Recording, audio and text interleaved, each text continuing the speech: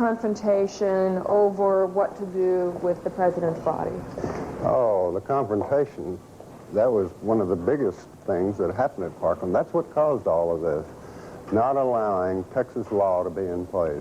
Our pathologist should have done the autopsy at Parkland. And he tried to. And he tried to follow the Texas law. And the Secret Service, they looked like a herd of locusts, a phalanx around the coffin.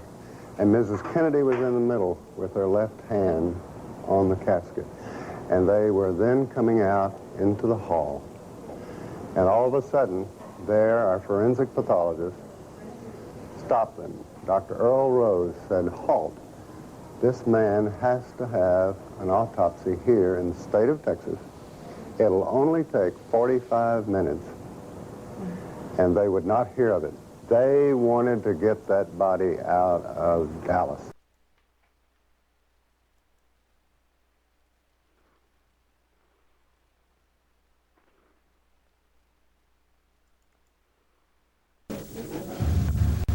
Well, Dallas is a large city, and there are many gunshot wounds that come into Parkland Memorial Hospital on a regular basis.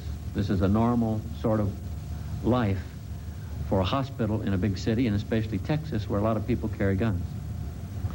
And when they looked at President Kennedy and his throat, they immediately concurred that he had been hit by a shot fired from the front. The Parkland Hospital doctors.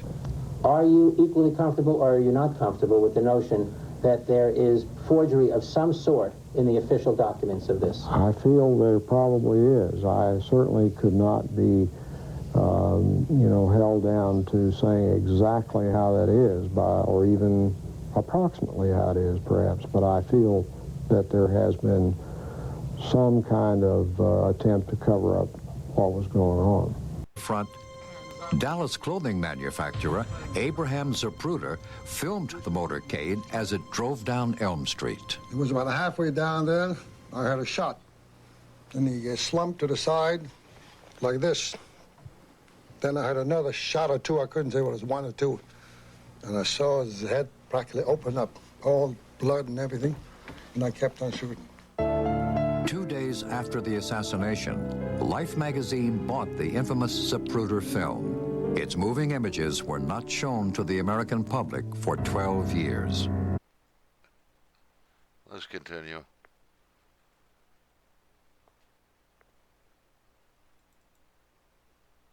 Let me show you, to my best recollection, what the wound looked like to me that day in trauma room 1.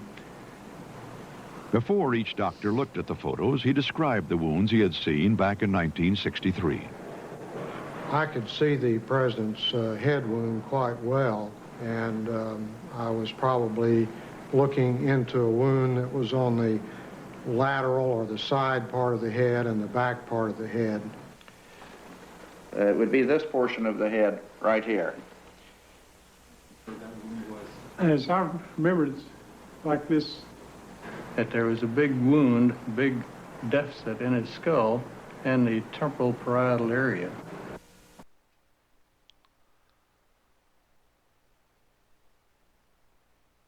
Now, here's what the Warren Commission in their autopsy, they claim the autopsy showed. A small little wound in the back of the head. Yet on the Mormon photo, as we go in, take a closer look, I did many years ago. Something very unusual you see here. Here's somebody else that has examined this.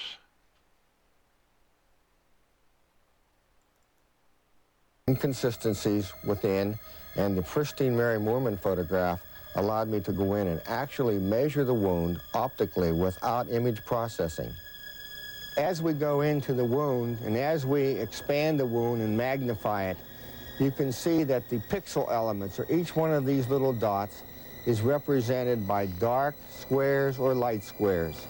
Now, if there were no wound in the rear of President Kennedy's head, all of the squares would be the basic reflective value or the basic shade of gray that his normal hair coloring would be on this day. Every time, in my years of experience with this, when there is a concave or convex area that is a deformation of the overall image, there is absolutely no question that the case is, as it goes darker under this situation, that this is going from an area on the top of President Kennedy's head down into an extremely deep hole, because the entrance wound that supported this exit wound was fired from the right frontal area of President Kennedy, and it exited through the rear. Instead of trying to find shooters or guns,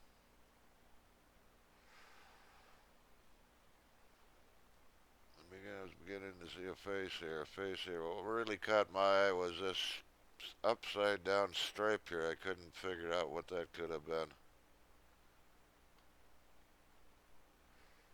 So I was looking a little closer. So that's a little closer up of that image right here. As you can see, this is on the this is picked up on television as they zoomed in on the Mormon photo. This was in a book, double page enlargement.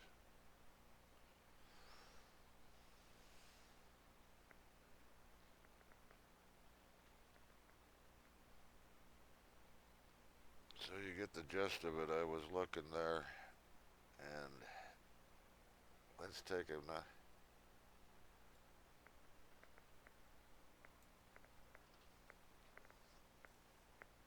here's some of the images I've extracted from that.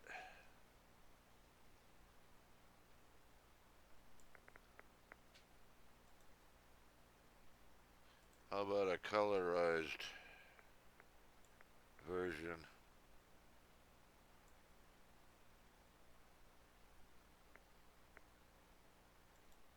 I can find that one again. Well, anyways, here's an even more extreme close-up. Let me see if I move that in a little.